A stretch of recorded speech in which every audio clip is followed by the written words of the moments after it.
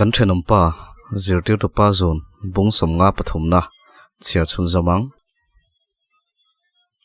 a pe chumhan ho tak chuna ron tlan choka min mu rol chun enge ni leta wante tin phok tak chun min mela nawi chun makti mel takin a school bag chu a en ngut ngota u kanilo a tile ngota kashia katek muka longkimi chu nui hak haka kha kha karin dan sania adik launa po I tranzel don ti ka chianga ka wang khania nawi po lulul emem ti in a thi chu ron khai chuaka ani I be kai dan I si lo chuan engtin nge lo om ngot thaya ti in nawi chu wa kok soka khatin kok me so ti in kalau in rol wata a pu chuan enge thilom zia soi chiang teu tin kan bula chuna lo ding ve reng boka longkimi chuan kha an unau khan soi ro se tin min mel rala kan soi lawang I dot phua chup chu nang man soi ro ka ti ve saka lomi chuan engkim chiang takin in muchung point in chanania in otani chuan min dilula ka pe shelo cheu nia in om na tu mu mal nei lo a ron ti chia a pi chuan lomi khatiang trong kam khamang to su ka ti chane lom ni a lo ti ve wata lomi chuan ose pa chu mel rala I siamo keima zok min dem le vekhi nang enge ngai dan kathilan ruk hi keima thiam lo le bokem ni ruk mai thaya ka da wangin heng fasha u naw te hi ngai dam ka dil don em ni min ti chu ka thin chu khei zoka electric in min soka kan phu zok ang mai hian ko ma se kalangoi ngal renga lomi chu ka duai na tong thui to a nawi bula chuan ka phaya nawi ila lo tero ka watile ngota nawi chuan chi ka du ngai lo shrim shrim a te zoi se pa nie kanaw hian tlere wa ngai na te chiam lo ti ka sia lom ki bin chuan nie chi chui du lo ma se paisa chui du ni lom ni a ron ti ve le a nawi chu ngoi renga u se pa chuan nawi chu ni don em ni enge mo thil ria chol pal inai ni lo mo a ti chur chura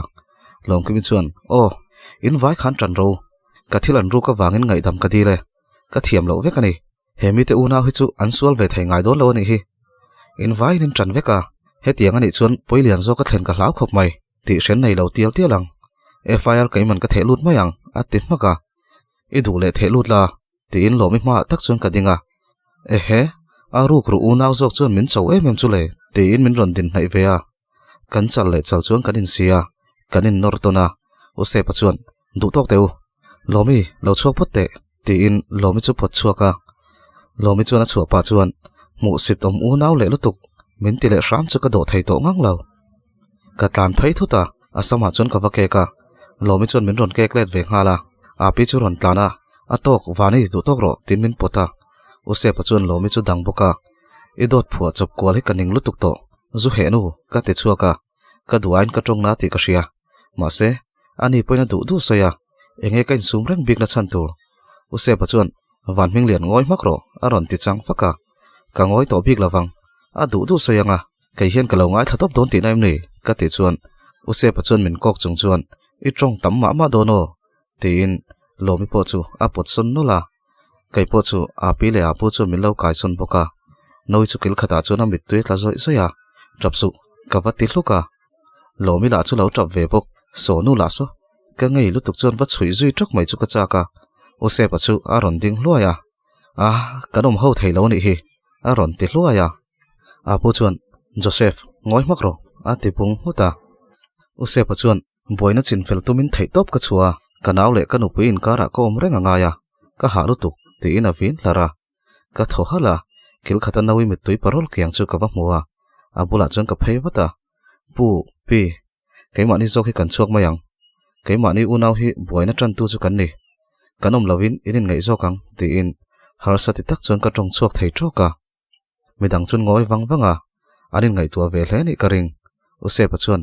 keima ni kan chuak zok mayang kapi le pu chu anin luaman bil engkim ka tum sak vekang ompui ro atia a pi chu thun no ka oi kan chung ko bo ruak te nuai hi thingtlanga khan in ham hu chung chuna khan lo lung oin lo om mai la chang kan zok bai sein lo tam zok kan uma ma se heti te nuai hi kan ni ta sia ti in achal dom chuna kun ngoya a pu chu bu ngau ngawa apu thu soi ngai chang chuan kan ngoi thapa aron khu khara thok lawang wangin Joseph ipi le pu hi pui ngai khoba pachia le chaklawa min ngai ta ni mo nangpo idu chuan chokro atimuka sapi in siamang che naktuka kan nu pain kan kholam kan panang an omin ro se chuan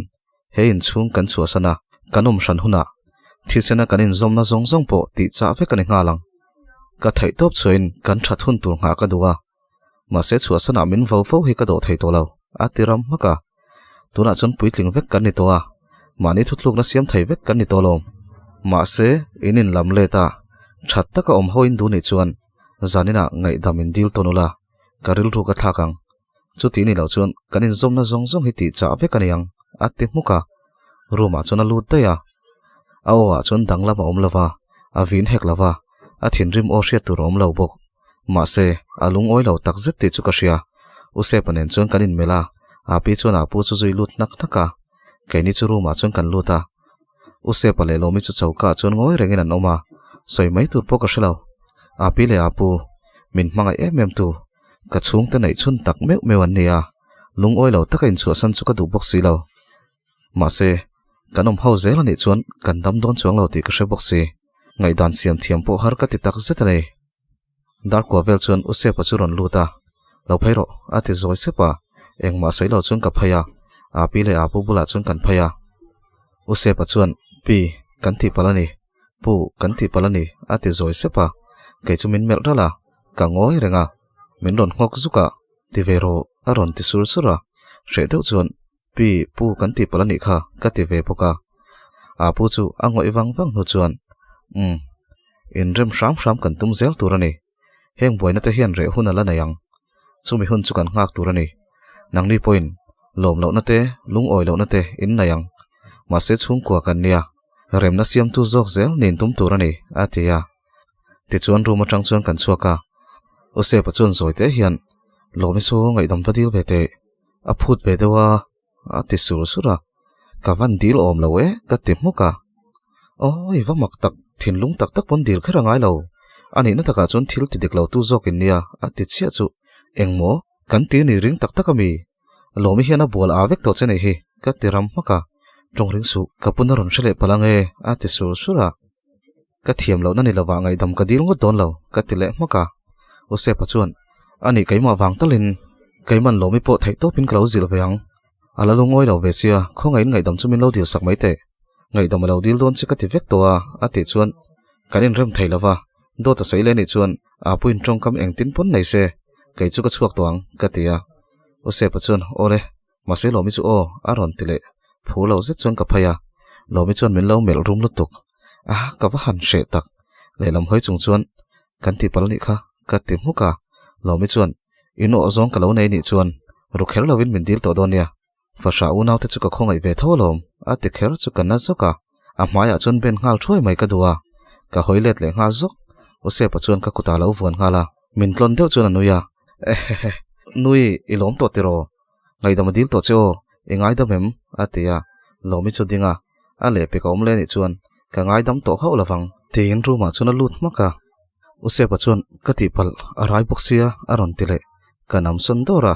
i pasal bula son vakal la ni chu ka ti muka ru ma chun ka luta nawi ila lo tak tero ka vatilaya lalo adani karing voina kan bol han khan kan ru ma lutin ka ria atia ani ngei don chu engtine mo tak chuan kala tilet ve don alom shom tire reng su do chu do tania enga ma ngai lo tur kan ring vek chenia ti in ka nem ve mol mola nawi chu bungat ngata ti chuan khoma chuan kan ti mel mela nawi chu mu hila kai chu ko mu hil mai thailo thil sang ka ngai tua in lu ran mai chu thaberin ka ria unu te in hnoya chun om reila unu te po khan kan bung ro vel kan ta felanga idu chuna lu thai reng khatia masena kum mai sak thatan tum thu kha soi boxia in sang zon le ngal mai ka ngai om sia ti ten ka ngai tua engten nge apu hi a thin lungdam thlapin kan chua san thayang tin ka ngai tua poka kan chuak don ani chuan chu poimo ma saber chu ni boxi tin lomi ka thung rul dan tur ngot chu ka ngai tua engtin mo tak athil sol ti lai le aril rute nom takhi use paka mu ti rangai ni chuti chungpo ala tran lui tlat ani chuan apun engtin pon min tang se kan chuak to thau thawang tuna rei chuan a fin fiana kan la nei lo mai baka kan chuak ani chuan midang in thil sual ti zo ke mote po min ti ve thaya ka phone ka han en chu message alo tam lu tuk to project mangai mi tui ti te the four amigos ti group atang ten ka phone chu lo ri char chara naktuk lama ma pu ete nena kan thil ti tur po chu ti lo mai ka du hle maya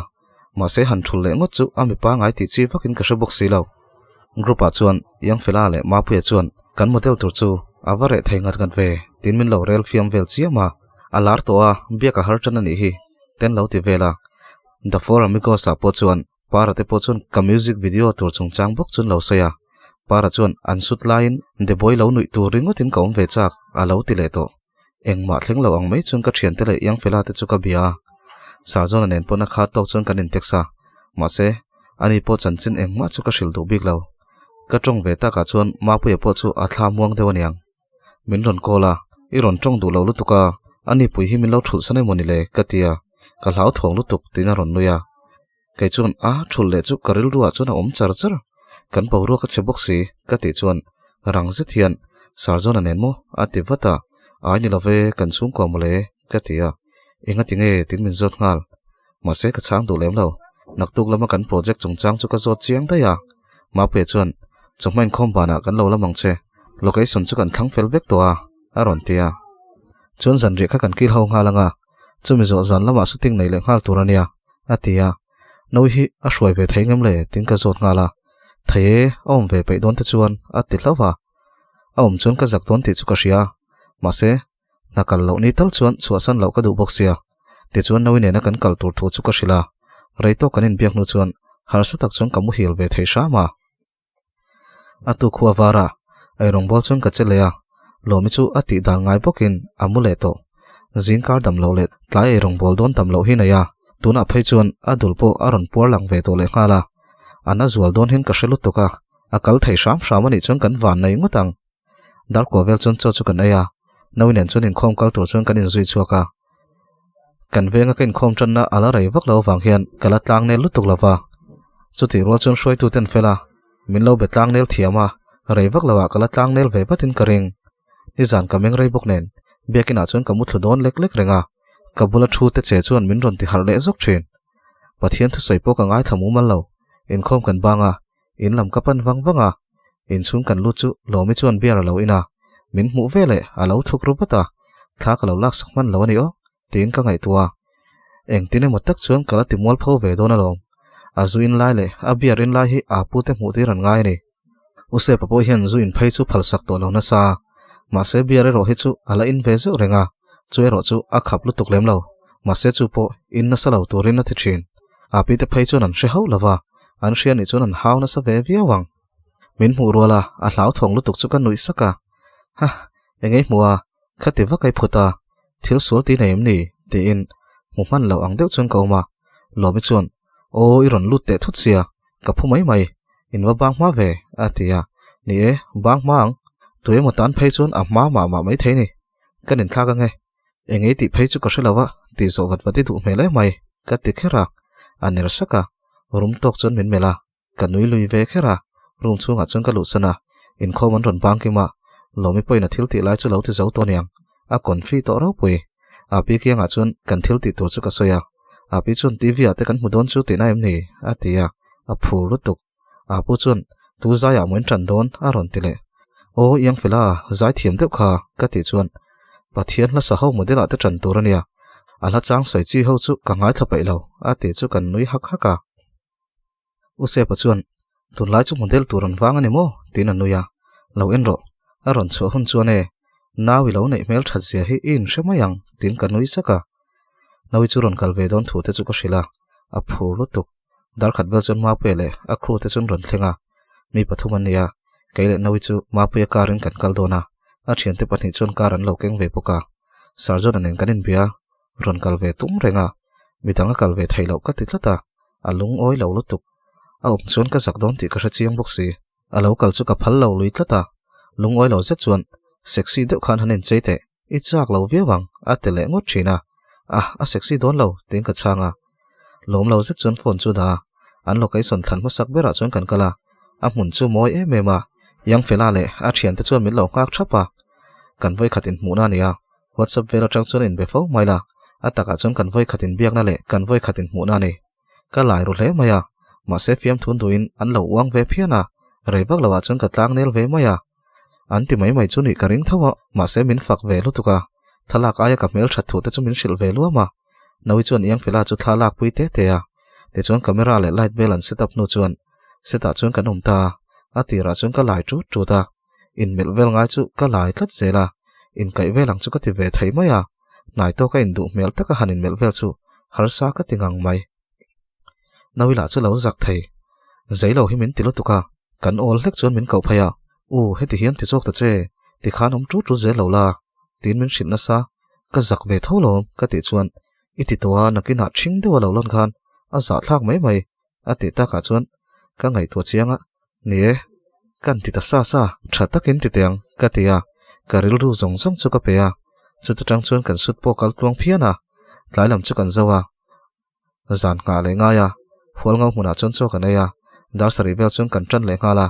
kan zo meu chuan dar som pakhatari towa sarjana chuan min ngai to lu tuka min ron kol renga kan zo to thu ka hril chuan ka ron lam don chewem ni a ron tingal ai hei ma pe karin kan ron hodon tin ka changa ka ti that lo te min zota ka ti tha chuan ka hria ka ti lai chuan ma pe chuan a ti thalu tuk a ron chu hunai lo en donia fence nei ngal nu langa event uluka nga yang tin sarjona chu fiama sarjona chuan ma pui e de thuna model hi jona nu pe holani ti kha da tel ro a ti chu kan nui dar dara yang fela te ho chun howa keini po kan hotlanga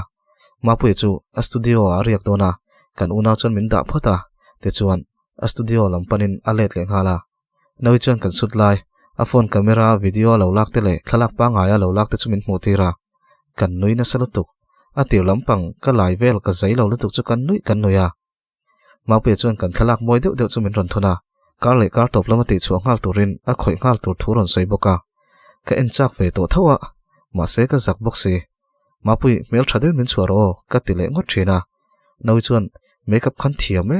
voin kha chuan email tha tak alo ti ve boka ka soi reng kha makeup artist ho hian min chei ve se chumo ka mail tha ve thawang ka ti kha tin kain ti thei vel lutuk ka thian te chu kan thalak te chu ka thona para chuan oi chia hlo chayang trap ni cha chuan a ron ti le oi nang ve kha he tiang model mail tha hi chu i mukha tang tin ka ti el ve khera para chuan ni he tiang hi chu mu turan wang reng alom khoi nga man har te mai nia an la sang malu tukani hi apuyan ti khongai thlak lutuk ati chu ka ngei lutuk voni le ro ti chuan nui lai emoji chun ron da tuara an ron nui per chuai ani ber mai chu ka voice para chu comment son bi ka i zakem kalar don nakin luka chuan i buai pui thin followers kha ka nga khal don che in rin main kalar dor don ka thalak dang ka ron thon leng cheu yang fela ne na kanin ko na hi tin ka thon le a para chuan oi an model hi adu lo chung an nor loem ni an ti hlau thong photan tel ti rem ni a ron ti le zai zaya ichia khi ai tha khi chu international angjong point an wang ve viawang ka ti khera para chuan oi ka zuai ka chuai ka chul khi tiang khi mo kan no pan line gore ta thian tunin lui ka wan volum to asa kan rep a ron ti le midang chun lo nu ya he pa hi chu ka hnial ne thei ngai don lo ni hi aril ru tak chun tha chu min ti ve thawang kaima hian kain chei ve viak po hian tha kain ti khat ve nia ma se voin min makeup kha chu a fu ka ti thopa kaima po tha kain ti ve nia para chon ron sei chun zamin ramlama chuale vat ro an puitlin nuwa ramlawan pan tho an khoi ngam tak thei lo khi tiang ho khi a ron ti le a nawi po chu lo nui suka nawi hnunga chun ka beng popa lo nui su ka ti muka enge thil dang lom ka nui ti nain hopa an nuya kai po chu ka nui ve top ti chuan voin lama kan hun man dan le kan shooting vel borok chu ka hrila ro ti chuan email tha tak an van chei thiam che ve ka hai trep che lom ati tange nge a ni e voin na kha chu ka vul kain ti ve mani oi mai phi po ka ui lutuk ma se a video kha ron chu hun tur ka hupur ka ti chuan para chuan lungai su kan lo stream supang a million views thuai mayang atia oi chu lom ka za en tun tle mina za thlak don boxi an tam line ka zak don thau boxia ka poisa du lutukin kalo yes ve rung to lom le ka tia chutia group kan rik lui la chuan sarjona chuan min ron kola ka thala ka thon ho chu alo mu ve chianiang I thom no hak pakhat kha avan ching ve a ron ti a haila hi tiang ringo thi ron ngai tua a chin lo em kha ka khu pa khu trep kha ka ti chuan a chinga lom khami khai hangunem atia teulo sin khata ba ka halo nang chu strict so te tin kanuya sarjona chuan OTV ale YouTube pai lang don sia thik thu chetran tin anui ve moya vain lama ka chet chet na te chu ka shila anui ve suk suka lomin pek to le to lo te chu min zota lo chungchang kha khalo zot me lo kan bechina nge tin bia ka tuma sana chu ka na dar som pan hi lo pel to a nak tu ka ni mai ka ti la chung ka phone a chun message saron thleng ti ka sia kan en ngal chu ma pe khan dar som pakhat le minute som level khan ka hlo tur chu min lo pe ngal dei to chu niin novi hay en la ka tia ka phur lutuk sarjona chuan engia ria thiam lo mel to chuna ron ti ho o ka hlo ron lut cheng sin kha changa lai ron thun nia zanga hi chu min bona saniang ka tia novi chuan thil min lai thei ti dan tur tam zo kha kai ma thil che alo ti ve ngal sarjona po chuan kai po thil min lai ve thei ni khatai hlo nem hle mai tin anuya nakina so sang sanga kan lain lananga chung huna chung kala lai chak don cheu nia ka ti chu novi chuan ivan phakar tak iwi kom to zia hi tin le lama hoi maka kamu hil don min lo kai thau mi su ati muka amu hil ngal dai kai chu ka hlim lutuk ka bank account na paisa tam zo chu anu tho chu ve kania tuna kai ma tho chu aom ve tran chuan min ti hlim hle ni sarjona chuan o lo chungchang chu du to kang engtinga nge video chun release don atia antum hun ta chu ka soya ma se sarjona chu en ve ka phal lawa engwang chuan mo ati hluka o za thlak lom ka ti chuan enge mu midang pon an en don tho lom ati bulbula yen chu ka zakbi ka lom ka chung te lai ka thian te en ka phal lo ka ti deuh tlata sarjona chuan ka en don tho nak tu school tran ni to tro ti in thu dang min zot ta ya ni to e result an chu adona e don taka nawi kal ma ngai don sia e rong kai man ka bol don box sia kan mu to teang ka ti ya sarjona chuan ole ka mangai che ati zoi sepa ole kai pon tin ka changa phone chu kan da atu khwawara jingta ru ka chon ka thawa ka che sat sata ai rong chu ka bol mol mola lomi chu ma taka ron tho ve ewa tho ma ve tin ka lo chon pata angoi renga rei fe ngoi thu chuan ka puma nom lawa ka ron tho mai thingpui min lo siam te a ron ti ka siam om lo che siam ve mai ro ka ti deuh maka nang nu hi min za lo ma o a ron ti ka za chan tur che ka hrelo kum khat chuak kan nia kai ai na thla chau ni upa ka ti let ve le I trong tamani chu use pabula hian chu ti ro ka ti chuan ka chu tir cheu ni mai a ti supa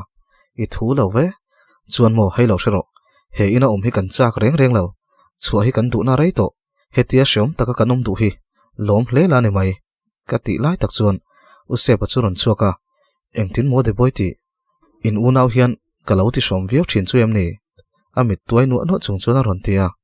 ai chulamani lo ti pa chon ka chemol mola lomi chon thingpui om toem alo lo chung kalau lum don em ni ka tia alung oi lo le rengot to ni kha in duat lutuka lom na chang an hre to lo ni ber hi kamule don ka puma nom lo ti pa chon ruma chon lut maka use pa chon ngoi reng chon min mela tuya in khol khola bathroom ma chon luta aron chwale chon shom ti tur khopin na thok lo la ai rong po I bol pe ngang lo ni chon kalau ti mai don ya ti in identify zuya chu tiang lamani lo ka soi zong zong ron hre lo ni kha tin ka changa eng po ni se ka thiam tok lo ni nge tin ruma chon luta he pa mol lu tu khi chu anu pui thu sai lama chon apenga chungong tlata kan thu sai chu a hre thadu le mmc a eng po ni se chuak tura kain ruam man ruk chu ngai ni jingkar boina chu thai ngil lui tumin dora chon ma takin ka kala unu te in chu voin lama chu kena apu ka biak fel vele in son chu ka tum dan ni voin lama noiten result an chu don boka ka phur rolin ka hupur viak mai voin chu unu te nom sam lo dewa wangin ka zui ho du le lawa in po chu kala en talem lo ka hoa in chung ka lu rol chon phur tokin noi chu ron tlana engela hria dik min ti thau thong ka til luka tada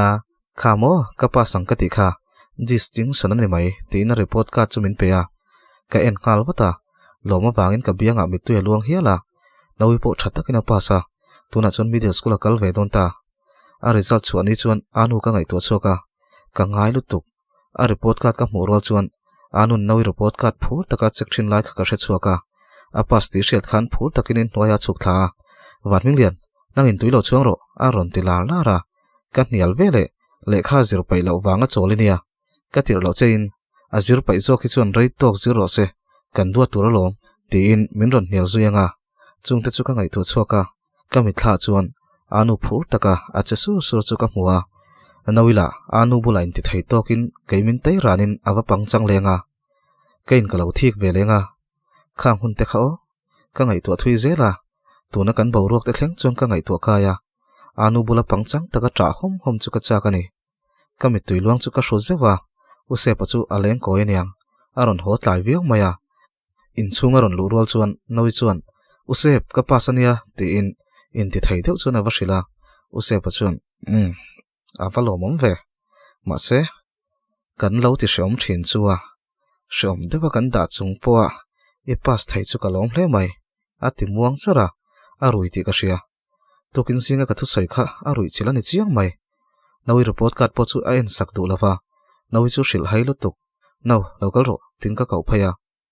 a pi chuan en sak ve mai ta che nawi ni lo ho khuna nga hlel nen a lo ti ve poka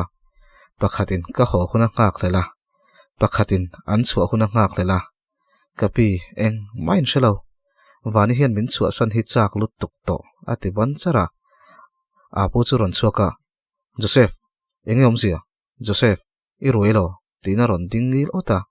usep chuan kan pu birthday kan loma tlem te kaina ka ruilo ati ni ania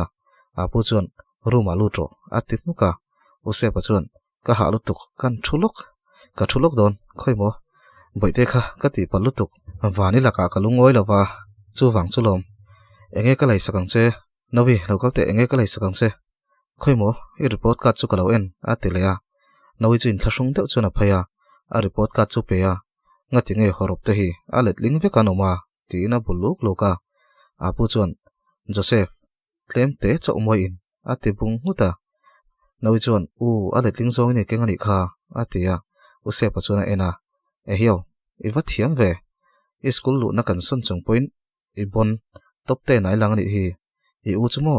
class 4 ani lai chuan an zirtir tu ten anti pass lui sham mole tina nui suka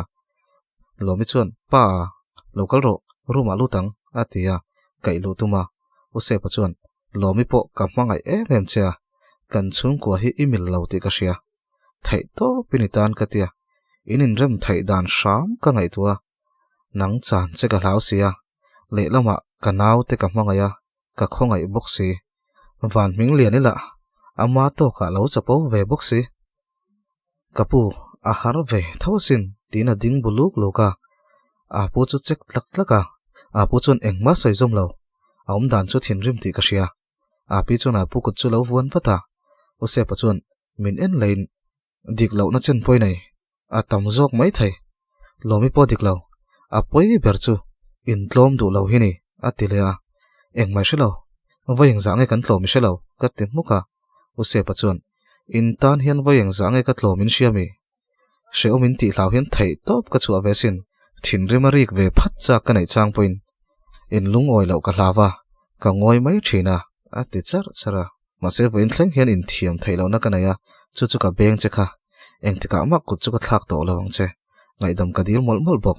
mase lomi chunga iril ru puthi chu adik bik lo chuan kan la ka tanga in lak shan tu ini oma itana kan that ve na zong te haidera ati lai chuan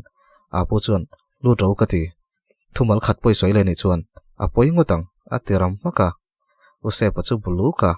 arum huta lomin an chuan anin ko luta apu chu ngoi wangwanga enge mo kan ti sul ni he tiang ma kan chung ko kan boi tak mai ni kan khuwa tanga kan chu kha pathian hen rema ti lo mo ni tina phun sepa api chuan nga kang kan ti kha kan nuna hian thil thang ngora thleng tur ani bik laine iti thin kha mi tu pa te po an rui ve thawa kan chunga thleng ve ni mai tong trai phot mayang atia cho kan aya kan choi po tuilo nawi chu apa saphur ve te lul nen ka khongai lutuk cho kan ai khama kanin chung borok chu ala ritle maya api le apu chun ngoi ngala usep le lomin in haw reng boka len chu dai mai chu ka duwa chu tiang karil rup mek lai chuan unu ten min ron kola hei lalruat lua an tlasa pakhat na lo ni ve a apas kan lom dona ron kal ve ro in unaw khan a ron tia ina kaning box si chuan api le apu chu ka dila min phal sak ve maya kan kal na tur mune ro ka hril lem lo ka thian nu fa papas kan lom don ka tiringota ITI lampan chuan kan unawin kan in phur thla ai ti ai kon kan thlenga unu te chu ka kola April kungom na lama khan ron phaila kong kharon zo phai top ro kanin penga chuan ei chop dor te lo omang atia kan ron tlan ti le phone da chu ka ruala dor te ni om deuh chu kan thlenga unu te chu ka kol le a ron chuaka a phone chu ron vai enga ron tlan chho ro tin a ron aw lova anin lama chuan kan tlan chowa boite bula chuan patling ama ang deuh chu thua a mel thaina pa mel sia a chevel la chu lal ruat luat chia chia ni boite chuan pa tina kawa mak ka tilutuk u khrisi chuan u hriat a khan paisa tam tok tum se KFC ai tur a le khazirna engmai boi pui velo tina lo fiama chupa chu noi suka abula chuan mai chemel thatak mai oma unu te nu ni om tak chuan Linda local te nangini siam thiam dewang ti in chunu chu kau phaya kalam hel hriat vak lo hlom bok nen ka lai lutuk unu te chuan hi emni noi chu awan mel thareu ve a u chu khu mani hi a lo ti ngala a hoilet le ngal Linda a pani khan gas ka on huaw ho su tuilum tur kha chu hitara khan chuang mai ro awati le ngala he nu takhi chu tin kanui suka ma se ka chhun chho zel zong ani hi boite le noi chu nin che baya boite chu noi chu en vung vunga even mel tha ati supa noi chu nui sen sena a lai vel lutuk an va han zak thailo tak noi kut chu kala thlawata pol nga tur chawi ni kha tin ka sik waka engei mol a za thlak tin anuya unu te chuan present ron king an le mi alawang chu kha khania pas lom po ka pailo chan los lang tina ang zuya anu chuan ti mai te tina lo khaka chutia kan hlima kan rik dar lai chuan unu te chuan tero in noi chuk en puyang che atia phu tak chuan kan chuka kan envel mek lai chuan loi chu ron aw lar lara u lo choro u se pan min ron kola u lo mi tlua naw chia ta ti tina ron awa enga naw chia ta ti le man mo ta ka tlan chho chu ka ruala ole khati zong khani se ngai thatu zong zong te chunga kaloma min lo ngai thak ska min lo comment sak le thau turin ka som chuwa in pai chuam lo se saka hype min lo ti sak le thau turin ka som cheu ni en poni se thank you very nice